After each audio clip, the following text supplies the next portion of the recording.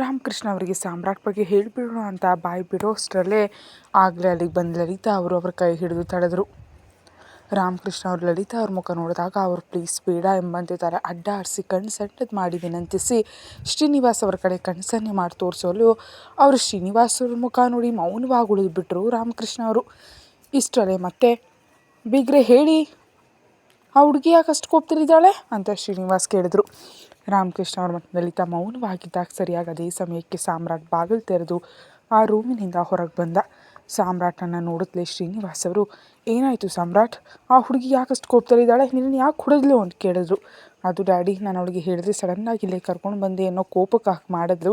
ಅವಳಿಗೆ ಸ್ವಲ್ಪ ಕೋಪ ಜಾಸ್ತಿ, ಅದರಲ್ಲೂ ನಾನು ಅವಳನ್ನ ಬಿಟ್ಟು ಹೊರಟು ಹೋಗಿದ್ದೆ ಅನ್ನೋ ಕೋಪ ಇನ್ನೂ ಪೂರ್ತಿ ಕಡಿಮೆ ಆಗೋ ಮುನ್ನವೇ ತಾನು ತಾಳಿ ಕಟ್ಟಿ ಹೀಗೆ ಹೇಳಿದೆ ಕರ್ಕೊಂಡು ಬಂದಿದ್ದಕ್ಕೆ ನನ್ನ ಮೇಲೆ ತುಂಬ ಸಿಟ್ಟಾಗಿದ್ದಾಳೆ. ಇದೆಲ್ಲ ನಮಗೆ ಅಭ್ಯಾಸವೇ ಡ್ಯಾಡಿ ಅಂತ ಸುಳ್ಳು ನಗ್ತಾ ನೀವು ತಿಂಡಿ ತಿನ್ನಿ ಅಂದ. ಅದೇನಪ್ಪ, ಆ ಹುಡುಗಿಯನ್ನು ನಿಮ್ಮ ಅತ್ತೆ ಮಾವನವ್ರನ್ನ ಕೂಡ ಬರೋದಕ್ಕೆ ಹೇಳು, ಎಲ್ಲರೂ ಒಟ್ಟಿಗೆ ಕೂತು ತಿನ್ನೋಣ ಅಂದರು ಶ್ರೀನಿವಾಸ್. ಸಾಮ್ರಾಟ್ ರಾಮಕೃಷ್ಣ ಅವ್ರ ಕಡೆ ತಿರುಗಿ, ಅಂಕಲ್ ಆಂಟಿ ನೀವು ಕೂಡ ಬನ್ನಿ. ಡ್ಯಾಡಿ ನೀವು ಮೂವರು ತಿಂಡಿ ತಿನ್ನಿ, ನಾನು ಒಮ್ಮೆ ಮಮ್ಮಿ ಹತ್ರ ಹೋಗಿ ಅವ್ರನ್ನ ನೋಡ್ಕೊಂಡು ಬರ್ತೀನಿ, ಆಮೇಲೆ ಸುರಕ್ಷಾಗಾಗಿ ರೂಮ್ಗೆ ತಿಂಡಿ ತೆಗೆದುಕೊಂಡು ಹೋಗ್ತೀನಿ ಎಂದ. ಸುರಕ್ಷಾಳಿಗಾಗಿ ತಿಂಡಿ ರೂಮ್ಗೆ ತೆಗೆದುಕೊಂಡು ಹೋಗ್ತೀನಿ ಎಂದಿದ್ದಕ್ಕೆ ಶ್ರೀನಿವಾಸ್ ಅವರು ವಿಚಿತ್ರವಾಗಿ ನೋಡಿದ್ರು. ಅವರ ನೋಟದ ಅರ್ಥ ತಿಳ್ಕೊಂಡ ಸಾಮ್ರಾಟ್, ಅದು ಡ್ಯಾಡಿ, ಅವಳಿಗೆ ಗರ್ಭಾವಸ್ಥೆಯಲ್ಲಿ ಕೆಲವು ಸಮಸ್ಯೆಗಳಿವೆ, ಸುರಕ್ಷಾ ಪೂರ್ತಿಯಾಗಿ ಬೆಡ್ ರೆಸ್ಟ್ ತಗೋಬೇಕು, ಇನ್ನು ಅವಳು ನನ್ನ ಮೇಲೆ ತುಂಬ ಕೋಪದಲ್ಲಿದ್ದಾಳೆ, ಅದಕ್ಕೆ ನಾನೇ ಅವಳಿಗೆ ಸಮಾಧಾನ ಮಾಡಿ ತಿನ್ನಿಸ್ಬೇಕು, ಈ ಸಮಯದಲ್ಲಿ ಅವಳು ಅತಿಯಾದ ಒತ್ತಡ ತಗೊಳ್ಬಾರ್ದು ಅದಕ್ಕೆ ಅಂತ ಸುರಕ್ಷಾಳ ಆರೋಗ್ಯದ ಬಗ್ಗೆ ತಂದೆಗೆ ವಿವರಿಸ್ತಾ ಸಾಮ್ರಾಟ್.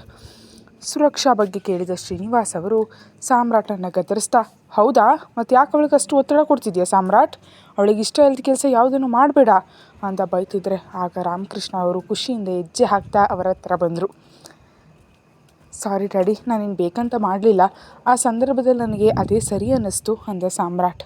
ಸಾಮ್ರಾಟ್ ಮಾತುಗಳಲ್ಲಿ ಎರಡು ಅರ್ಥ ಇರೋದು ತಿಳಿದು, ಏನು ಸಾಮ್ರಾಟ್, ಯಾವುದರ ಬಗ್ಗೆ ಮಾತಾಡ್ತಿದ್ಯಾ ನೀನು ಅಂತ ಶ್ರೀನಿವಾಸ್ ಅವರು ಕೇಳಿದ್ರು.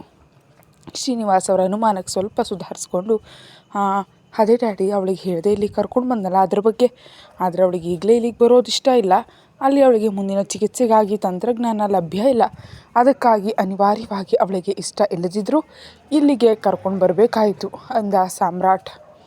ಓ ಅದಾ, ಸರಿ, ಆಗಿದ್ದೇನಾಗೋಗಿದೆ, ಇನ್ನು ಆ ಹುಡುಗಿಗೆ ತೊಂದರೆ ಆಗದಂತೆ ನೋವಾಗದಂತೆ ಜಾಗರೂಕತೆಯಿಂದ ನೋಡ್ಕೊಳ್ಳೋ ಜವಾಬ್ದಾರಿ ನಿನ್ನದು ಅಂದರು ಶ್ರೀನಿವಾಸ್. ಹಾಂ ಸರಿ ಡ್ಯಾಡಿ, ಇನ್ನು ಮುಂದೆ ಅವಳನ್ನ ನನ್ನ ಪ್ರಾಣಕ್ಕಿಂತ ಹೆಚ್ಚಾಗಿ ನೋಡ್ಕೊಳ್ತೀನಿ, ನೀವು ತಿಂಡಿ ತಿನ್ನಿ, ನಾನು ಮಮ್ಮಿ ಹತ್ರ ಹೋಗಿ ಬರ್ತೀನಿ ಅಂದ. ತನ್ನ ತಂದೆಗೆ ಹೇಳಿ ರಾಮಕೃಷ್ಣ ಅವ್ರ ಕಡೆ ತಿರುಗಿ, ಆಂಟಿ ಅಂಕಲ್ ನೀವು ಕೂಡ ಬನ್ನಿ ತಿಂಡಿ ತಿನ್ನಿ ಅಂದ. ನೀವು ತಿನ್ನಿ ಮಗನೇ, ನಾನು ಈಗಲೇ ಬರ್ತೀನಿ ಅಂತ ಲಲಿತಾ ಅವರು ಗಾಬರಿಯಿಂದ ಸುರಕ್ಷಾ ರೂಮಿಗೆ ಹೋದರು. ಅಲ್ಲಿ ಏನು ನಡೆದಿದೆಯೋ ಅಂತ ನೋಡೋದಕ್ಕೆ. ರಾಮಕೃಷ್ಣ ಅವರಿಗೆ ಮತ್ತು ಶ್ರೀನಿವಾಸ್ ಅವರಿಗೆ ಕೂತು ತಿಂತಿರಲು ಹೇಳಿ, ನಾನು ಮಮ್ಮಿಯನ್ನು ನೋಡಿ ಬರ್ತೀನಿ ಡ್ಯಾಡಿ, ನೀವು ತಿಂಡಿ ತಿಂತೀರಿ ಅಂತ ಹೇಳಿ ತನ್ನ ತಾಯಿ ಬಳಿ ಹೋದ. ಲಲಿತಾ ಅವ್ರ ಸುರಕ್ಷಾ ರೂಮಿಗೆ ಹೋಗುವಷ್ಟರಲ್ಲಿ ಅವಳು ಇನ್ನೂ ಮಂಚದ ಮೇಲೆ ಕೂತಿದ್ಲು. ಲಲಿತಾ ಅವ್ರ ಸುರಕ್ಷಾ ಪಕ್ಕ ಕೂತು, ಸುರಕ್ಷಾ ಏನಾಯ್ತಮ್ಮ, ಅಳಿಯಂದ್ರು ಏನು ಹೇಳಿದ್ರು ಅಂತ ಮೆಲ್ಲನೆ ಕೇಳಿದ್ರು. ಅಳಿಯಂದ್ರು ಅಂದ ಮಾತಿಗೆ ಸುರಕ್ಷಾ ಬೇಸರದಿಂದ ತಲೆ ತಿರುಗಿಸಿ ನೋಡಿದಾಗ ಲಲಿತಾ ಅವ್ರು ಸ್ವಲ್ಪ ತಡಬಡಾಯಿಸ್ತಾ, ಅದೇನಮ್ಮ ಸಾಮ್ರಾಟ್ ಏನು ಹೇಳ್ದ ಅಂತ ಕೇಳಿದ್ರು. ಸುರಕ್ಷಾ ಕೇಳಿಸ್ತಾಳಂತೆ ಸುಮ್ಮನಿದ್ಲು.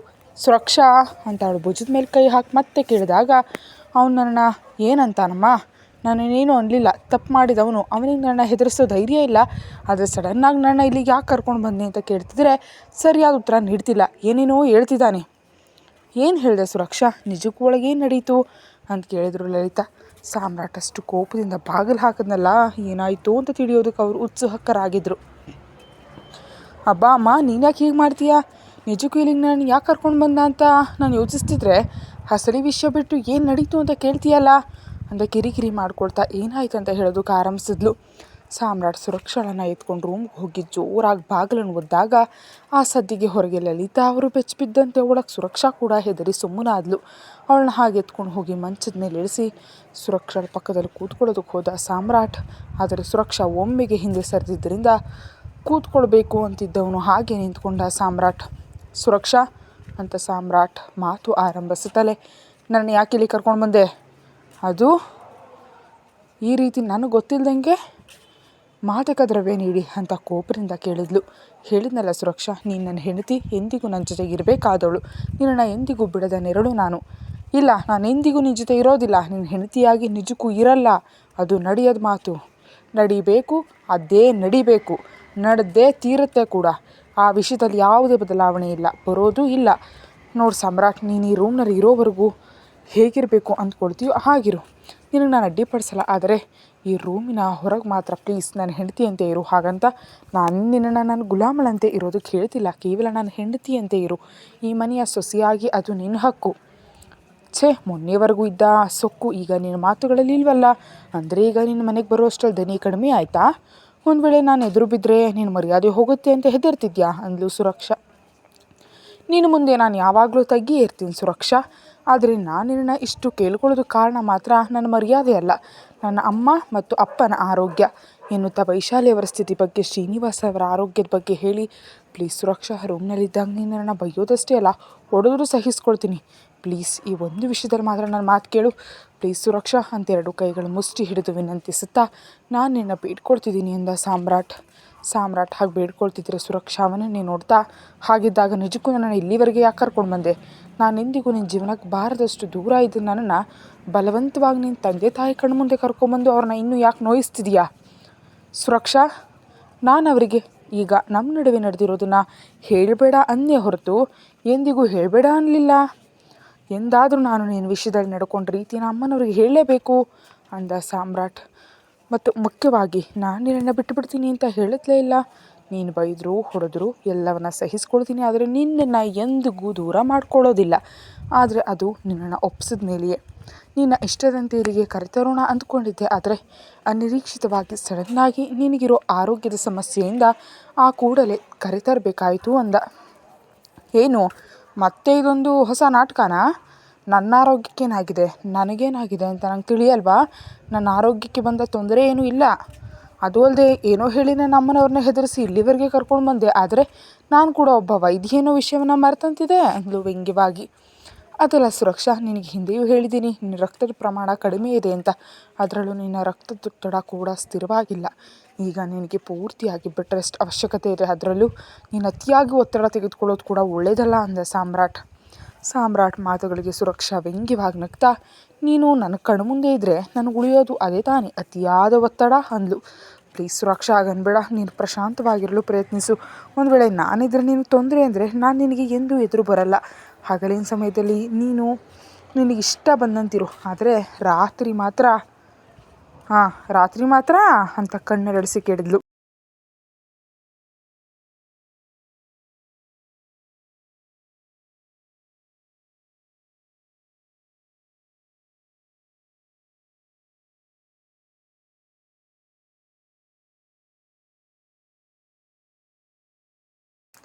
ರಾತ್ರಿ ಮಾತ್ರ ನಾನು ಇದೇ ರೂಮ್ನಲ್ಲಿ ಇರ್ತೀನಿ. ನಾವಿಬ್ಬರು ಗಂಡ ಹೆಂಡತಿಯಾಗಿದ್ದು ಬೇರೆ ಬೇರೆ ರೂಮ್ನಲ್ಲಿದ್ದರೆ ಡ್ಯಾಡಿಗೆ ನಿಜಕ್ಕೂ ಅನುಮಾನ ಬರುತ್ತೆ. ಏನು, ನಾವಿಬ್ಬರು ಒಂದೇ ರೂಮ್ನಲ್ಲಿರಬೇಕಾ? ನಿನ್ನ ನೋಡ್ತಾ ನಾನು ಕೂಲಾಗಿರಬೇಕಾ? ನೆವರ್ ಎವರ್, ನಿಜಕ್ಕೂ ಅದು ನಡೆಯೋದು ಮಾತು ಅಂದು ಸುರಕ್ಷಾ ಕೋಪದಿಂದ. ಪ್ಲೀಸ್ ಸುರಕ್ಷಾ, ಸ್ವಲ್ಪ ಕೂಲಾಗಿರು, ಟೆನ್ಷನ್ ಆಗಬೇಡ. ನಾನು ಹೇಳೋದನ್ನು ಪೂರ್ತಿಯಾಗಿ ಕೇಳು. ನಾನು ಇಲ್ಲಿರೋದು ಇಷ್ಟ ಇಲ್ತಿದ್ರೆ ನಾನು ಸೋಫಾದಲ್ಲಿ ಮಲಗ್ತೀನಿ ಅಷ್ಟೇ ಹೊರತು ಈ ರೂಮ್ನಿಂದ ಹೊರಗೆ ಹೋಗು ಅಂದರೆ ಮಾತ್ರ ಪ್ಲೀಸ್ ಸ್ವಲ್ಪ ಅರ್ಥ ಮಾಡ್ಕೊಳ್ಳೋದಕ್ಕೆ ಪ್ರಯತ್ನಿಸು ಅಂತ ತುಂಬ ವಿನಂತಿಸಲು ಆರಂಭಿಸಿದ ಸಾಮ್ರಾಟ್. ಪ್ರಸ್ತುತ ಸಾಮ್ರಾಟ್ ಮಾತುಗಳು ನಂಬುವಂತೆ ಇದ್ದರೂ ಪೂರ್ತಿಯಾಗಿ ನಂಬೋದಕ್ಕೆ ಸಿದ್ಧಳಿಲ್ಲ ಸುರಕ್ಷಾ. ಅದಕ್ಕೆ ಅವಳು ಬೇಗನೆ ಯಾವುದೇ ನಿರ್ಧಾರ ತೆಗೆದುಕೊಳ್ಳಲಾಗದೆ ಆಲೋಚನೆಯಲ್ಲಿ ಬಿದ್ದ ಸುರಕ್ಷಾಳನ್ನು ನೋಡ್ತಾ, ಪ್ಲೀಸ್ ಸುರಕ್ಷಾ, ಒಂದು ಸಲ ಯೋಚಿಸು. ನಾನು ನಿನ್ನನ್ನು ಯಾವುದೇ ರೀತಿಯ ತೊಂದರೆ ಮಾಡಲ್ಲ. ನಿಜಕ್ಕೂ ಈ ರೂಮ್ನಲ್ಲಿ ನಾನು ಇದ್ದೀನಿ ಅನ್ನೋ ಕುರುಹು ಕೂಡ ನಿಂಗೆ ತಿಳಿಯದಂತೆ ಇರ್ತೀನಿ, ಆದರೆ ಇಲ್ಲೇ ಇರ್ತೀನಿ ಪ್ಲೀಸ್ ಅಂತ ಅಕ್ಷರ ಸಹ ಬೇಡ್ಕೊಳ್ಳುವಂತಿತ್ತು ಅವನ ಪರಿಸ್ಥಿತಿ. ಸಿಗದಷ್ಟು ದೂರದಲ್ಲಿದ್ದರೂ ನನ್ನನ್ನು ಹುಡ್ಕೊಂಡು ಬಂದು ಕಚ್ಚಿದ ವಿಷಸರ್ಪ ನೀನು ಅಂತ ಅವನ ಕಣ್ಮುಂದೆ ಇದ್ದು ಏನು ಮಾಡಲ್ಲ ಅಂದರೆ ನಂಬೋದಕ್ಕೆ ನಾನು ಏನಾದರೂ ಹುಚ್ಚಿ ಅಂತ ಕಾಣ್ತಿದ್ದೀನಾ? ಪ್ಲೀಸ್ ಸುರಕ್ಷಾ, ಒಂದು ಸಲ ನನ್ನ ನಂಬು. ನಿನಗೆ ನಾನು ಏನೂ ಮಾಡಲ್ಲ. ಅಷ್ಟೊಂದು ನಿನಗೆ ನನ್ನ ಮೇಲೆ ಅನುಮಾನ ಇದ್ದರೆ ನನ್ನ ಕೈಗಳಿಗೆ ಕೋಳ ತೊಡಿಸಿ ನಿದ್ರಿಸು, ಆದರೆ ಒಂದೇ ರೂಮ್ನಲ್ಲಿ ಇರೋದು ಮಾತ್ರ ಬೇಡ ಅನ್ಬೇಡ. ಆದರೂ ಸುರಕ್ಷಾ ಮೌನವಾಗಿದ್ದಕ್ಕೆ ಕನಿಷ್ಠ ಒಂದು 4 ದಿನ ನನಗೆ ಸಮಯ ಕೊಡು, ನಾನು ರೂಮ್ ಪಾರ್ಟಿಷನ್ ಮಾಡಿಸ್ತೀನಿ, ಯಾರಿಗೂ ತಿಳಿಯದಂತೆ ಅಂತ ಹೇಳಿದ. ಸಾಮ್ರಾಟ್ ಹಾಗೆ ಮಾತಾಡ್ತಿರ್ಬೇಕಾದ್ರೆ ಸುರಕ್ಷಾ ಅವನಿಗೆ ಕೈ ಅಡ್ಡ ಹಿಡಿದು, ಸ್ವಲ್ಪ ಹೊತ್ತು ನನ್ನ ಯೋಚಿಸೋದಕ್ಕೆ ಬಿಡು. ನಿನ್ನ ವಿಷಯದಲ್ಲಿ ಅಷ್ಟು ಸುಲಭವಾಗಿ ಒಂದು ನಿರ್ಧಾರಕ್ಕೆ ಬರೋದಕ್ಕೆ ಸಾಧ್ಯ ಆಗ್ತಿಲ್ಲ. ಮೊದಲು ನೀನು ನನ್ನ ಕಣ್ಣು ಮುಂದಿನಿಂದ ಹೊರಗೆ ಹೋಗು, ನಿನ್ನ ನೋಡಿದ್ರೆ ನನ್ನ ಕಿರಿಕಿರಿ ಆಗ್ತದೆ ಅಂತ ಹೇಳಿದ್ಲು. ಸುರಕ್ಷಾಳು ಒಂದೊಂದು ಮಾತು ಅವನ ಮನಸ್ಸನ್ನು ಇರಿತಾ ಇದ್ದರೂ ಇದೆಲ್ಲವನ್ನು ತಾನೇ ಸ್ವತಃ ಕೈಯಾರೆ ಮಾಡ್ಕೊಂಡಿದ್ದರಿಂದ ಇನ್ನು ಏನೂ ಮಾತಾಡದೆ ಹೊರಟು ಹೋದ. ಇದು ನಡೆದದ್ದು ಅಂತ ಹೇಳೋದನ್ನು ನಿಲ್ಲಿಸಿ ಲಲಿತಾ ಅವರ ಕಡೆ ನೋಡಿದ್ಲು ಸುರಕ್ಷಾ ಹೇಳಿದ್ದನ್ನು ಕೇಳಿದ ಲಲಿತಾ ಅವರಿಗೆ ಸಾಮ್ರಾಟ್ ಪರಿಸ್ಥಿತಿ ನೋಡಿ ಮರುಕ ಉಂಟಾಗಿ, ಪಾಪ ಸುರಕ್ಷಾ ಹುಡುಗ ತುಂಬ ನೋವು ಅನುಭವಿಸ್ತಿದ್ದಾನೆ. ಬೆಳಿಗ್ಗೆ ಕೂಡ ನನ್ನ ಹತ್ರ ಇದನ್ನೇ ಹೇಳಿ ನೋವು ಪಟ್ಟಿದ್ದ. ಅಂದರೆ ಏನು ಹೇಳ್ತೀಯಮ್ಮ? ಈಗ ಅವನ ಮುಂದೆ ನಾನು ತಲೆ ತಗ್ಗಿಸ್ಬೇಕಾ? ನಾನು ಒಂದೇ ರೂಮ್ನಲ್ಲಿರಬೇಕಾ? ನಿಜಕ್ಕೂ ನನ್ನನ್ನು ಇಲ್ಲಿಗೆ ಯಾಕೆ ಕರ್ಕೊಂಡು ಬಂದ? ಒಂದ್ಸಲ ಯೋಚಿಸು. ಅವನಿಗೆ ಯಾವುದೇ ಸ್ವಾರ್ಥ ಇಲ್ಲದೆ ಕರ್ಕೊಂಡು ಬಂದಿದ್ದಾನೆ ಅಂತೀಯಾ? ನಾನಲ್ಲ ಸುರಕ್ಷಾ, ನೀನೇ ಒಂದ್ಸಲ ಯೋಚಿಸು. ಇದರಿಂದ ಅವನಿಗೆ ಬರೋ ಲಾಭ ಏನು? ಅವನು ತಪ್ಪು ಮಾಡಿದ್ದಾನೆ, ನಾನು ಒಪ್ತೀನಿ. ಇದೆಲ್ಲ ಯಾವಾಗೋ ನಡೆದು ಹೋದಂಥ ಗತಕಾಲ. ಹೊರಟು ಹೋದವನು ಮತ್ತೆ ನಿನಗಾಗಿ ಯಾಕೆ ಹಿಂತಿರುಗಿ ಬಂದಿದ್ದಾನೆ ಅಂದ್ಕೊಳ್ತಿದ್ಯಾ? ನೀನೇನಾದರೂ ಅವನ ಮೇಲೆ ಪೊಲೀಸ್ ಕೇಸ್ ಹಾಕಿದೀಯಾ? ಇಲ್ಲ ತಾನೇ? ಮತ್ತ್ಯಾಕೆ ಬಂದ? ನೀನು ಹೇಳ್ತಿದೆಯಲ್ಲ ಅವನಿಗೇನೋ ಲಾಭ, ಸ್ವಾರ್ಥ ಅಂತ ಒಂದು ಸಲ ಯೋಚಿಸು. ಆದರೆ ನಿನಗೆ ಎಲ್ಲಿ ಸ್ವಾರ್ಥ ಕಾಣಿಸುತ್ತೆ ಸುರಕ್ಷಾ? ನಿನ್ನನ್ನು ಇಲ್ಲಿ ಕರ್ಕೊಂಡು ಬರೋದ್ರಿಂದ ಅವನಿಗೇನಾದರೂ ಲಾಭ ಇದೆಯಾ? ನನಗೆ ತಿಳಿತಿಲ್ಲ. ಅದೇನು ಲಾಭ ನೀನೇ ಹೇಳು ಅಂದರು ಲಲಿತಾ ಅವ್ರ ಮಾತುಗಳಿಗೆ ಸುರಕ್ಷಾ ಅಸಹನೆಯಿಂದ, ಹೌದಮ್ಮ, ನಾನು ಒಪ್ತೀನಿ. ಅವನಿಗೆ ಯಾವುದೇ ಲಾಭ ಇಲ್ಲದೆ ಇಲ್ಲಿವರೆಗೆ ಕರ್ಕೊಂಡು ಬಂದಿದ್ದಾನೆ ಅಂದ್ಕೋ. ಆದರೆ ಯಾಕೆ? ಕಾರಣ ಏನು ಅಂತ ತಿಳಿಬೇಕು ತಾನೇ? ಅದೆಲ್ಲ ಅಲ್ಲ, ನಿಜಕ್ಕೂ ಮೊದಲು ನನ್ನ ಜೀವನಕ್ಕೆ ಅವನು ಯಾಕೆ ಬಂದ? ನನ್ನನ್ನು ಹೀಗೆಲ್ಲರೂ ಮುಂದೆ ಚಾರಿತ್ರ್ಯ ಹೀನಳಾಗಿ ತೋರಿಸೋ ಹಕ್ಕು ಅವನು ಕೊಟ್ಟವ್ರು ಯಾರು? ಮೊನ್ನೆವರೆಗೂ ನನ್ನ ಇಷ್ಟ ಇಲ್ಲದೆ ಏನು ನಡೆಯೋದು ಅಂದವನು ಈಗ ನನಗೆ ಹೇಳಿದೆ ಸಡನ್ನಾಗಿ ಯಾಕೆ ಕರ್ಕೊಂಡು ಬಂದ? ಹೇಳು ಅಂದ್ಲು ಸುರಕ್ಷಾಳ ಪ್ರಶ್ನೆಗಳಿಗೆ ಏನು ಉತ್ತರ ಹೇಳಬೇಕಂತ ತಿಳಿದೆ ತಲೆ ತಗ್ಸಿ ಯೋಚಿಸ್ತಿದ್ರು ಲಲಿತಾ ಅವರು. ಸರಿಯಾಗಿ ಅದೇ ಸಮಯಕ್ಕೆ ಸಾಮ್ರಾಟ್ ಸುರಕ್ಷಾಳಿಗಾಗಿ ತಿಂಡಿ ತಟ್ಟೆಯೊಂದಿಗೆ ಒಳಗೆ ಬಂದ. ಸಾಮ್ರಾಟ್ನನ್ನು ನೋಡಿದ ಲಲಿತಾ ಅವರು ಮಂಚದ ಮೇಲಿಂದ ಎದ್ದು ನಿಂತರೆ, ಆಂಟಿ ನೀವು ಹೋಗಿ ತಿಂಡಿ ತಿನ್ನಿ, ನಾನು ಸುರಕ್ಷಾಳಿಗೆ ತಿನ್ನಿಸ್ತೀನಿ ಅಂದ ಸಾಮ್ರಾಟ್ ತಿನ್ನಿಸ್ತೀನಿ ಅಂದ ಮಾತಿಗೆ ಸುರಕ್ಷಾ ಕೋಪದಿಂದ ತಲೆ ಎತ್ತಿ ನೋಡ್ತಿದ್ರೆ ಲಲಿತಾ ಅವರು ಸರಿ ಮಗನೇ ಅಂತ ಹೋಗ್ತಾ ನಿಂತು, ಸಾಮ್ರಾಟ್ ಈಗ ನಿಮ್ಮಮ್ಮನಿಗೆ ಹೇಗಿದೆ? ನಾನು ಒಂದ್ಸಲ ಅವ್ರನ್ನ ನೋಡಬಹುದಾ ಅಂತ ಕೇಳಿದ್ರು ಲಲಿತಾ. ಖಂಡಿತ ಆಂಟಿ, ಮೊದಲಿಗೆ ಸುರಕ್ಷಾಗೆ ಊಟ ತಿನ್ನಿಸಿ ಮಾತ್ರೆ ನೀಡಿದ ಮೇಲೆ ಸುರಕ್ಷಾಳನ್ನು ನಿಮ್ಮನ್ನು ಅಮ್ಮನ ಹತ್ರ ಕರ್ಕೊಂಡು ಹೋಗ್ತೀನಿ ಅಂತ ಹೇಳಿದ ಸಾಮ್ರಾಟ್. ಹಾಂ ಮಗನೇ ಅನ್ನುತ್ತಾ ಹೊರಟು ಹೋದರು ಲಲಿತಾ. ಅವ್ರು ಹೊರ ಹೋದ ತಕ್ಷಣ ಕೈಯಲ್ಲಿದ್ದ ತಿಂಡಿ ತಟ್ಟೆಯನ್ನು ಟೇಬಲ್ ಮೇಲಿಟ್ಟು ಕಬೋರ್ಡ್ ಹತ್ರ ಹೋಗಿ ಒಳಗಿನಿಂದ ಒಂದು ಕವರ್ ತೆಗೆದು ಅವಳು ಮುಂದೆ ಇಡ್ತಾ, ಮೊದಲು ನೀನು ಸ್ವಲ್ಪ ಫ್ರೆಶ್ ಆಗಿ ಸುರಕ್ಷಾ ಅಂದ ಸಾಮ್ರಾಟ್ ಕೈಯಲ್ಲಿದ್ದ ಕವರನ್ನು ಮತ್ತು ಅವನ ಮುಖವನ್ನು ಒಂದು ಸಲ ಬದಲಿಸಿ ನೋಡಿ, ಏನಿದು ಅಂದ್ಲು ಸುರಕ್ಷಾ. ಇದು ನಿನಗಾಗಿ, ಮೊದಲಿಗೆ ಹೋಗಿ ಫ್ರೆಶ್ ಆಗು, ತಿಂಡಿ ತಿಂದಮೇಲೆ ಮಾತಾಡೋಣ, ಈಗಾಗಲೇ ತುಂಬ ತಡ ಆಗಿದೆ ಅಂತ ಮೆಲ್ಲನೆ ಹೇಳಿದ. ಹಲೋ, ನಾನಿನ್ನು ನೀನು ಹೇಳಿದ ಪ್ರಪೋಸಲ್ಗೆ ಓಕೆ ಎಂದಿಲ್ಲ. ಹೀಗೆ ನನ್ನ ಅನುಮತಿ ಇಲ್ಲದೆ ನೀನು ಒಳಗೆ ಬರೋದಕ್ಕೆ ಸಾಧ್ಯ ಇಲ್ಲ ಅಂದ್ಲು ಸುರಕ್ಷಾ. ಓಕೆ ಸುರಕ್ಷಾ, ನಾನು ಇನ್ನೊಂದು ಸಲ ನಿನ್ನ ಅನುಮತಿ ಇಲ್ಲದೆ ರೂಮ್ನೊಳಗೆ ಬರಲ್ಲ. ಆದರೆ ಈ 2 ದಿನ ಮಾತ್ರ ನಿನಗೆ ಅಭ್ಯಾಸವಾಗುವವರೆಗೆ ಔಷಧಿ ತೋರಿಸಿ ಸಮಯಕ್ಕೆ ಸರಿಯಾಗಿ ನಿನ್ನ ಆಹಾರ ಹೇಗಿರಬೇಕು ಅಂತ ಎಲ್ಲವನ್ನೇ ಹೇಳಿ ಆಮೇಲೆ ಹಗಲಿನ ಸಮಯದಲ್ಲಿ ನಾನು ರೂಮಿಗೆ ಬರೋದು, ನಿನಗೆ ಎದುರು ಬೀಳೋದು ನಿಲ್ಲಿಸ್ತೀನಿ. ಮತ್ತು ಈ 2 ದಿನ ಕೂಡ ನಿನ್ನ ಆರೋಗ್ಯ ನಾನೇ ಪರೀಕ್ಷಿಸ್ತೀನಿ. ಆಮೇಲೆ ನಿನಗಾಗಿ ಸ್ತ್ರೀರೋಗ ತಜ್ಞರ ನೇಮಕ ಮಾಡ್ತೀನಿ. ಆಮೇಲೆ ಎಲ್ಲವನ್ನು ಅವರೇ ನೋಡ್ಕೊಳ್ತಾರೆ ಅಂತ ಹೇಳಿದ. ಅಂದರೆ ಈ 2 ದಿನ ಯಾವಾಗ ಬೇಕಾದರೂ ನಾನು ರೂಮ್ಗೆ ಬರ್ತಲೇ ಇರ್ತೀಯಾ? ನೋವೇ, ನಾನು ನಿಜಕ್ಕೂ ಒಪ್ಪಲ್ಲ ಅಂದ್ಲು ಸುರಕ್ಷಾ. ಇಲ್ಲ ಸುರಕ್ಷಾ, ನೀನು ಯಾವ ವಿಷಯದಲ್ಲಿ ಅಷ್ಟು ಹೇಳಿದ್ರು ನಾನು ಕೇಳ್ತೀನಿ. ಆದರೆ ನಿನ್ನ ಆರೋಗ್ಯದ ವಿಷಯದಲ್ಲಿ ಮಾತ್ರ ನಿಜಕ್ಕೂ ಚಾನ್ಸ್ ತೊಗೊಳ್ಳಲ್ಲ. ಈ 2 ದಿನಗಳಲ್ಲಿ ನಿನ್ನ ಆರೋಗ್ಯ ಸಹಜ ಸ್ಥಿತಿಗೆ ಬರುತ್ತಲೇ ನಾನೇ ನಿನಗೆ ದೂರ ಇರ್ತೀನಿ ಅಂದ ಸ್ಥಿರವಾಗಿ ಹೇಳಿದ ಸಾಮ್ರಾಟ್ ಮಾತುಗಳ ನಿಖರತೆಗೆ ಸುರಕ್ಷಾ ತಲೆ ತಗ್ಸಲೇಬೇಕಾಯಿತು. ಆ ವಿಷಯದಲ್ಲಿ ಸುಮ್ಮನೆ ಆ ಕವರ್ನಲ್ಲಿದ್ದ ಬಟ್ಟೆ ತೊಗೊಂಡು ವಾಶ್ರೂಮ್ ಒಳಗೆ ಹೋಗ್ಬಿಟ್ಲು. 20 ನಿಮಿಷಗಳ ನಂತರ ಹೊರಗೆ ಬಂದ ಸುರಕ್ಷಾಗೆ ಆ ರೂಮ್ನಲ್ಲಿ ಎಲ್ಲಿಯೂ ಸಾಮ್ರಾಟ್ ಕಾಣಿಸ್ತಿದ್ದಾಗ ಡ್ರೆಸ್ಸಿಂಗ್ ಟೇಬಲ್ ಮುಂದೆ ನಿಂತು ಕೂದಲು ಬಾಚಿಕೊಳ್ತಾ, ನಿಜಕ್ಕೂ ಈ ಸಾಮ್ರಾಟ್ ಯಾಕೆ ನನ್ನನ್ನು ಇಷ್ಟೊಂದು ತಲೆ ಕೆಡಿಸ್ತಿದ್ದಾನೆ ಮತ್ತು ಇಷ್ಟೊಂದು ತಗ್ಗಿ ನನ್ನನ್ನು ಇಲ್ಲಿ ಕರ್ಕೊಂಡು ಬರಬೇಕಾದ ಅಗತ್ಯ ಅವನಿಗೇನಿದೆ? ನನ್ನ ಮೇಲೆ ಇಷ್ಟೊಂದು ಕಾಳಜಿ ತೋರಿಸ್ಬೇಕಾದ ಅಗತ್ಯ ಇವನಿಗೆ? ನಿಜವಾಗಿ ಇವನು ತಾನು ತಪ್ಪು ತಿಳ್ಕೊಂಡಿದ್ದಾನಾ ಅಂದ್ಕೊಂಡು ಮತ್ತೆ ತಾನೇ ಕೋಪದಿಂದ, ಮಾಡಬೇಕಾದ್ನೆಲ್ಲ ಮಾಡಿದ್ಮೇಲೆ ತಪ್ಪು ತಿಳ್ಕೊಂಡು ಏನು ಲಾಭ ಇದೆ? ಕಳೆದು ಹೋದ ಕಾಲ ಹಿಂತಿರುಗಿ ಬರುತ್ತಾ? ನನ್ನ ಮೇಲೆ ಬಂದ ಕಳಂಕ ಅಳಿಸಿ ಹೋಗುತ್ತಾ? ಚೂರಾದ ನನ್ನ ಮನಸ್ಸು ಮತ್ತೆ ಅಂಟ್ಕೊಳ್ಳುತ್ತೆ? ನಾನಿವನಿಂದ ಅನುಭವಿಸಿದ ಮಾನಸಿಕ ವೇದನೆ ಕರಗಿ ಹೋಗುತ್ತಾ? ಯಾವುದೂ ಇಲ್ಲ. ಇದರಲ್ಲಿ ಯಾವುದು ಒಂದು ಕೂಡ ಹಿಂದಿರುಗಿ ಬಾರದಂಥದ್ದು. ಹಾಗಿದ್ದಾಗ ನಾನು ಮಾತ್ರ ಯಾಕೆ ಮತ್ತೆ ಅವನ ಬಗ್ಗೆ ಯೋಚಿಸ್ಬೇಕು? ಇವನು ನನ್ನ ಮೇಲೆ ತೋರಿಸ್ತಿರೋ ಕಾರಣ ಏನು ಅಂತ ತಿಳಿಬೇಕು. ಯಾವುದೇ ಕಾರಣಕ್ಕೂ ನಾನು ಮಾತ್ರ ಇಲ್ಲಿ ಇರಬಾರ್ದು ಅಂದ್ಕೊಳ್ತಾ ಕನ್ನಡಿಯನ್ನು ನೋಡ್ಕೊಳ್ತಿದ್ರೆ ಬಾಲ್ಕನಿಯಲ್ಲಿ ಹತ್ತ ಕಡೆ ತಿರುಗಿ ಹಿಂಗೆ ಹೊರ್ಕೊಂಡು ಫೋನ್ ಮಾಡಿ ಮಾತಾಡ್ತಿದ್ದ ಸಾಮ್ರಾಟನ್ನು ನೋಡಿ ಹಿಂದೆ ತಿರುಗಿ ಇಲ್ಲೇ ಇದ್ದಾನಾ ಅಂದ್ಕೊಂಡ್ಳು. 10 ನಿಮಿಷದ ನಂತರ ಕಾಲ್ ಕಟ್ ಮಾಡಿ ಹಿಂದೆ ತಿರುಗುವಷ್ಟರಲ್ಲಿ ಕನ್ನಡಿಯಲ್ಲಿ ತನ್ನನ್ನೇ ನೋಡ್ತಿದ್ದ ಸುರಕ್ಷಾಳನ್ನು ನೋಡಿ, ಓಹ್ ಬಂದ್ಯಾ ಅಂತ ಒಳಗೆ ಹೋಗಿ, ಬಾ ಸುರಕ್ಷಾ, ಮೊದಲು ತಿಂಡಿ ತಿನ್ನು ಅಂತ ಅವಳನ್ನ ಮಂಚದ ಮೇಲೆ ಕೂರಿಸಿ ತಟ್ಟೆನ ಅವಳ ಮುಂದೆ ಇಟ್ಟ. ಸಾಮ್ರಾಟ್ ಕೈಯಿಂದ ತಟ್ಟೆಯನ್ನು ವೇಗವಾಗಿ ಕಿತ್ಕೊಂಡು, ಇಲ್ಲಿ ಯಾರೂ ಇಲ್ವಲ್ಲ, ಮತ್ತು ಇಷ್ಟೊಂದು ಓವರ್ ಆ್ಯಕ್ಷನ್ ಯಾಕೆ ಅಂದ್ಲು ಕೋಪದಿಂದ. ನೀನು ಹೇಗೆ ಬೇಕಾದರೂ ಅಂದ್ಕೋ, ಆದರೆ ನನ್ನ ಮೇಲಿನ ಕೋಪವನ್ನು ಆಹಾರದ ಮೇಲೆ ತೋರಿಸ್ದೆ, ಔಷಧಿಯನ್ನು ಸರಿಯಾಗಿ ಬಳಸಿದ್ರೆ ಸಾಕು ಅಂದ ಸಾಮ್ರಾಟ್ ಕಾಳಜಿಯನ್ನು ಕೂಡ ಅನುಮಾನಿಸುತ್ತಲೇ ತಿಂಡಿ ಮುಗಿಸಿದ್ಲು ಸುರಕ್ಷಾ. ತಿಂಡಿ ಮುಗಿಯುತ್ತಲೇ ಅವಳ ಸ್ಥಿತಿಯನ್ನು ಒಮ್ಮೆ ಪರೀಕ್ಷಿಸಿ ಔಷಧಿಯನ್ನು ನೀಡಿ, ಒಮ್ಮೆ ಅಮ್ಮನ ಹತ್ರ ಹೋಗೋಣ ಬಾ ಸುರಕ್ಷಾ ಅಂದ ಸಾಮ್ರಾಟ್ ವೈಶಾಲಿ ಅವರ ಬಗ್ಗೆ ಮೊದಲೇ ಸುರಕ್ಷಾಳಿಗೆ ಹೇಳಿದ್ರಿಂದ ಇನ್ನು ಆ ವಿಷಯದಲ್ಲಿ ವಾದ ಮಾಡದೆ ಸುಮ್ಮನೆ ಸಾಮ್ರಾಟ್ ಹಿಂದೆ ಹೋಗೋದಕ್ಕೆ ಸಿದ್ಧಳಾದ್ಲು ಸುರಕ್ಷಾ. ನಿಂತಿದ್ದ ಸುರಕ್ಷಾಳ ಕೈ ಹಿಡಿಯಲು ಹೋದ ಸಾಮ್ರಾಟ್ನನ್ನು ನೋಡಿ ತನ್ನ ಕೈಯನ್ನು ಕಿರಿಕಿರಿ ಮಾಡ್ಕೊಳ್ತಾ ಹಿಂದೆ ತೆಗೆದುಕೊಂಡು, ಇದೇ ಜಾಸ್ತಿ ಆಯಿತು, ಏನೋ ಪಾಪ ಅಂತ ಮರುಕಪಟ್ಟು ಇಲ್ಲಿರೋದಕ್ಕೆ ಒಪ್ಕೊಂಡ್ರೆ ಹೊರತು ನೀನು ಮಾಡಿದ್ದನ್ನು ಮರ್ತಿದ್ದೀನಿ ಅಂದ್ಕೊಳ್ಬೇಡ. ಸರಿ, 10 ತಿಂಗಳ ಹಿಂದೆ ನಾನು ಕೂಡ ನನ್ನ ಪೋಷಕರ ವಿಷಯದಲ್ಲಿ ನಿನ್ನನ್ನು ಹೀಗೆಯೇ ಮಾಡಿದ್ದೆ. ಇನ್ನು ಹೇಳಬೇಕಂದ್ರೆ ನನ್ನ ಸ್ವಾಭಿಮಾನ ಮರೆತು ಮಾಡೋದು ತಪ್ಪಿಗೆ ನಿನ್ನ ಕಾಲು ಕೂಡ ಹಿಡಿದಿದ್ದೆ. ಆದರೆ ನೀನೇನು ಮಾಡಿದೆ? ನೀನು ಅಂದ್ಕೊಂಡಿದ್ದೆ ಸತ್ಯ ಅಂದ್ಕೊಂಡು ಆ ದಿನ ನನ್ನನ್ನು, ಆಮೇಲೆ ನನ್ನನ್ನು ಬೆಳೆಸಿದ ನನ್ನ ಅಪ್ಪ ಅಮ್ಮನ ಪಾಲನೆಯನ್ನು ಕೂಡ ಅವಮಾನಿಸಿದೆ. ಆಮೇಲೆ ಸತ್ಯ ಹೇಳಲು ನಿನ್ನ ಎಷ್ಟು ವಿನಂತಿಸಿದೆ, ಆದರೆ ಕನಿಷ್ಠ ಒಂದು ಸಲ ಕೂಡ ನನ್ನ ಮಾತು ಕೇಳೋ ಪ್ರಯತ್ನ ಮಾಡಲಿಲ್ಲ. ಆದರೆ ನಾನು ನಿನ್ನಂತೆ ಅಷ್ಟೊಂದು ಮನಸ್ಸು ಇಲ್ಲದವಳಲ್ಲ, ಮಾನವೀಯತೆ ಇರೋಳು. ನೀನು ಅಂದ್ಯಲ್ಲ ಆ ದಿನ ನನ್ನ ತಂದೆ ತಾಯಿ ಪಾಲನೆ ಅಂತ, ಆ ತಂದೆ ತಾಯಿಯ ಪಾಲನೆಯಿಂದಲೇ ಇಂದು ಈ ಕ್ಷಣ ನೀನು ಹೇಳಿದ್ದನ್ನು ಕೇಳಿದೆ ನಾನು. ಆ ತಂದೆ ಕಲಿಸಿದ ಸಂಸ್ಕಾರದಿಂದಲೇ ನೀನು ತಂದೆ ಆರೋಗ್ಯವನ್ನು ಕಾಪಾಡಬೇಕು ಅಂದ್ಕೊಂಡಿದ್ದೀನಿ ನಾನು. ಆ ತಾಯಿ ಕಲಿಸಿದ ನೀತಿಯೇ ಇಂದು ಮತ್ತೊಬ್ಬ ತಾಯಿಯ ವೇದನೆಯನ್ನು ಅರ್ಥ ಮಾಡ್ಕೊಳ್ಬೇಕು ಅಂತ ಕಲಿಸಿದೆ. ಇಂದು ನಾನು ನಿಮ್ಮ ಪೋಷಕರ ಬಗ್ಗೆ ಯೋಚಿಸ್ತಿದ್ದೀನಿ ಅಂದರೆ ಕೇವಲ ಅದು ನನಗಿರುವ ಸಂಸ್ಕಾರ. ನೀನು ನಿನ್ನ ತಾಯಿ ಬಗ್ಗೆ ಅಷ್ಟು ಹೇಳಿದ ಮೇಲೆ ಕೂಡ ನೀನು ಮಾಡಿದ ತಪ್ಪಿಗೆ ಆ ಹಿರಿಯರನ್ನು ತೊಂದರೆಗೆ ಸಿಲುಕಿಸೋದು ಇಷ್ಟ ಇಲ್ಲದೆ, ಒಂದು ವೇಳೆ ನಾನು ಇನ್ನೂ ಹಠಕ್ಕೆ ಬಿದ್ದರೆ ನಿನಗೂ ನನಗೂ ವ್ಯತ್ಯಾಸ ಏನಿರುತ್ತೆ? ಅದಕ್ಕೆ ಇಲ್ಲಿ ಕೆಲವು ದಿನ ಇರೋದಕ್ಕೆ ಒಪ್ಕೊಂಡಿದ್ದೀನಿ. ಒಂದು ಸಲ ನಿಮ್ಮ ಪೋಷಕರ ಆರೋಗ್ಯ ಸುಧಾರಿಸಿದ ಮೇಲೆ ನೀನು ಎಂಥವನು, ನನ್ನ ಕಡೆ ಎಷ್ಟು ದಾರುಣವಾಗಿ ನಡ್ಕೊಂಡೆ, ನಿನ್ನಿಂದ ನನ್ನ ಜೀವನ ಹೇಗೆ ಚೂರಾಯಿತು ಅಂತ ಎಲ್ಲ ಹೇಳಿ ನಿನ್ನವರಿಂದಲೇ ನಿನಗೆ ಚಪ್ಪಲಿಯಿಂದ ಹೊಡೆಸ್ತಿದ್ರೆ ನನ್ನ ಹೆಸರು ಸುರಕ್ಷಾ ಅಲ್ಲ, ನೆನಪಿಟ್ಕೊ ಮಿಸ್ಟರ್ ಸಾಮ್ರಾಟ್ ಅಂದು ಸುರಕ್ಷಾ ಕಟುವಾಗಿ. ಸುರಕ್ಷಾ ಹೇಳ್ತಿದ್ದಂಥ ಪ್ರತಿಯೊಂದು ಮಾತು ಸಾಮ್ರಾಟ್ಗೆ ಚಪ್ಪಲಿಯಿಂದ ಹೊಡೆದಂತ ಅನ್ನಿಸ್ತಿದ್ರೆ ಸುಮ್ಮನೆ ತಲೆ ತಗ್ಗಿಸಿ ಮುಂದೆ ನಡೆದ. ಅವನ ಹಿಂದೆ ಅವಳು ನಡೆದ್ಲು. ಸುರಕ್ಷಾಳ ಆರೋಗ್ಯ ದೃಷ್ಟಿಯಿಂದ ಅವಳಿಗೆ ಕೆಳಗಿನ ರೂಮ್ನಲ್ಲೇ ಇರಿಸಿದ್ದ ಸಾಮ್ರಾಟ್. ಸುರಕ್ಷಾ ಮತ್ತು ಸಾಮ್ರಾಟ್ ರೂಮ್ನಿಂದ ಹೊರಗೆ ಬರುವಷ್ಟರಲ್ಲಿ ಲಲಿತಾ ಅವ್ರು ತಿಂಡಿ ಮುಗಿಸಿದ್ರು. ಸಾಮ್ರಾಟನ್ನು ನೋಡಿ, ಸಾಮ್ರಾಟ್ ನೀನಿನ್ನೂ ತಿಂಡಿ ತಿಂದಿಲ್ವಂತೆ ಅಂದರು.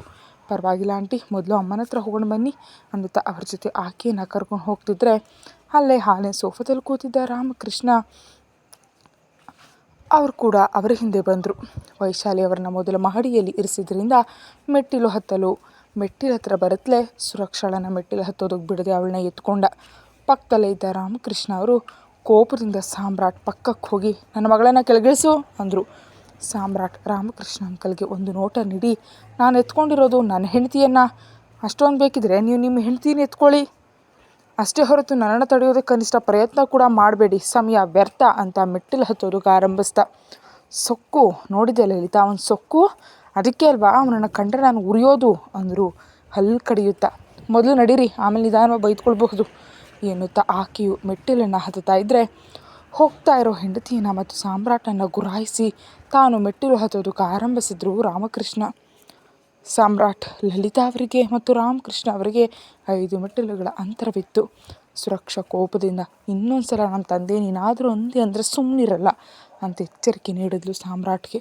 ಮತ್ತು ನನ್ನ ಹೆಂಡತಿಯನ್ನು ನಾನು ಎತ್ಕೊಂಡ್ರೆ ನಿಮ್ಮ ಅಪ್ಪನಿಗೆ ಯಾಕೆ ನೋವು ಅಂದ ಸಾಮ್ರಾಟ್. ಏಯ್, ಹೆಂಡತಿ ಅಂತ ಹುಚ್ಚಾಗಿ ಮಾತಾಡಿದ್ರೆ ಬಾಯಿಗೆ ಬರೆ ಹಾಕ್ಬಿಡ್ತೀನಿ, ಜಾಗ್ರತೆ. ಆದರೂ ನಮ್ಮ ತಂದೆ ಅಂದಿದ್ರಲ್ಲಿ ತಪ್ಪೇನಿದೆಯಾ? ನನ್ನ ಹೆಂಡತಿ ಸುರಕ್ಷಿತವಾಗಿ ನಾನು ಎತ್ಕೊಂಡ್ರೆ ನಿಮ್ಮ ಅಪ್ಪನಿಗೇನಂತೆ? ನಾನು ನಿನಗಾಗಿ ನಿನ್ನ ವಿಷಯದಲ್ಲಿ ತಗ್ತಿದ್ದೀನಿ ಅಂದ ಮಾತ್ರಕ್ಕೆ ಎಲ್ಲ ಕಡೆಯೂ ಎಲ್ಲ ಜಾಗದಲ್ಲೂ ತಗ್ತೀನಿ ಅಂತ ಅಂದ್ಕೊಳ್ಬೇಡ ಸುರಕ್ಷಾ. ನಾನು ನಿನ್ನ ವಿಷಯದಲ್ಲಿ ತಪ್ಪು ಮಾಡಿದ್ದೀನಿ, ಖಂಡಿತ ನಿಮ್ಮ ತಂದೆ ಕೂಡ ಅನುಭವಿಸಿದ್ದಾರೆ. ಅದಕ್ಕೆ ಮೊದಲಿಗೆ ನಿಮ್ಮ ಅಮ್ಮ ಅಪ್ಪನಿಗೂ ಸಾರಿ ಕೇಳಿದೆ. ನಿನಗೆ 100 ಸಲ ಅಲ್ಲ 1000 ಸಲ, ಇಲ್ಲ ಜೀವನ ಪೂರ್ತಿ ನಿಂಗೆ ಸಾರಿ ಹೇಳತ್ಲೇ ಇರ್ತೀನಿ. ಅದಕ್ಕೋಸ್ಕರ ಎಲ್ರಿಗೂ ಹಾಗೆ ತಲೆ ತಗ್ಸ್ತೀನಿ ಅಂತ ಅಂದ್ಕೊಳ್ಬೇಡ ಅಂತ ಗಂಭೀರವಾಗಿ ಹೇಳ್ತಾ ಇರುವಾಗಲೇ ವೈಶಾಲಿ ಅವರ ರೂಮಿನ ಹತ್ತಿರ ಬಂದರು. ಸುರಕ್ಷಾಳನ್ನು ಕೆಳಗಿಳಿಸ್ತಾ, ಸುರಕ್ಷಾ, ಅಮ್ಮನಿಗೆ ನಮ್ಮ ಮಾತುಗಳು ಕೇಳಿಸುತ್ತವೆ, ಆದರೆ ಪ್ರತಿಕ್ರಿಯಿಸೋದಕ್ಕೆ ಸಾಧ್ಯ ಇಲ್ಲ, ಉತ್ತರ ನೀಡಲು ಆಗಲ್ಲ. ಅವರಿಗೆ ಇಷ್ಟವಾದ ಮಾತುಗಳನ್ನ ಕೇಳೋದ್ರಿಂದ ಅಥವಾ ಇಷ್ಟವಾದ ವ್ಯಕ್ತಿಗಳ ಕಣ್ಣು ಮುಂದೆ ಇದ್ದರೆ ಅಮ್ಮ ಬೇಗ ಗುಣಮುಖರಾಗ್ತಾರೆ. ಖಂಡಿತ ನೀನು ಕೂಡ ವೈದ್ಯ ಆಗಿರೋದ್ರಿಂದ ಇವೆಲ್ಲವನ್ನು ನಿನಗೆ ಹೊಸದಾಗಿ ಹೇಳಬೇಕಾದ ಅಗತ್ಯ ಇಲ್ಲ ಅಂದ್ಕೋ. ಆದ್ದರಿಂದ ಪ್ಲೀಸ್ ಸುರಕ್ಷಾ, ಅಮ್ಮನ ಮುಂದೆ ನನ್ನ ಜೊತೆ ಪ್ರೀತಿಯಿಂದ ಇರುವಂತೆ ನಾಟಕ ಮಾಡಬಾರ್ದೆ ಪ್ಲೀಸ್. ನಾನು ನಿಜಕ್ಕೂ ಅಡ್ವಾಂಟೇಜ್ ತಗೊಳ್ಳಲ್ಲ ಅಂದ. ಸಾಮ್ರಾಟ್ನಲ್ಲಿ ದಿಢೀರನೆ ಬದಲಾಗ್ತಿರೋ ಈ ವ್ಯತ್ಯಾಸಗಳಿಗೆ ಸುರಕ್ಷಾ ದಿಗ್ಭ್ರಮೆಗೊಂಡು ನಿಂತುಬಿಟ್ಲು. ಅಷ್ಟರಲ್ಲಿಗೆ ರಾಮಕೃಷ್ಣ ಅಂಕಲ್ ಮತ್ತು ಅವರ ಪತ್ನಿ ಲಲಿತಾ ಅವ್ರು ಬಂದರು. ಬರುತ್ತಲೇ, ಏನು ನನ್ನ ಮಗಳನ್ನು ಬೆದರಿಸಿ ಹೆದರಿಸ್ತಿದ್ಯಾ ಅಂದರು ರಾಮಕೃಷ್ಣ ಸುರಕ್ಷಾಳ ಪಕ್ಕ ನಿಂತ್ಕೊಳ್ದ. ನನ್ನ ಹೆಂಡತಿಗೆ ಸಮಾಧಾನ ಮಾಡಿ ಬುದ್ಧಿ ಹೇಳ್ತಿದ್ದೀನಿ ಅಂತ ಆ್ಯಟಿಟ್ಯೂಡ್ನಿಂದ ಹೇಳಿ ಸುರಕ್ಷಾಳ ಭುಜ ಸುತ್ತ ಕೈ ಹಾಕಿ ಇನ್ನು ಹತ್ತಿರ ಕೇಳ್ಕೊಂಡ ಸಾಮ್ರಾಟ್. ಕತೆ ಮುಂದುವರಿಯುತ್ತೆ. ಹೆಚ್ಚಿನ ವೀಡಿಯೋಗಾಗಿ ಚಾನಲ್ಗೆ ಸಬ್ಸ್ಕ್ರೈಬ್ ಮಾಡಿ ಮತ್ತು ಮೆಂಬರ್ಶಿಪ್ ತಗೊಳ್ಳಿ. Thank you.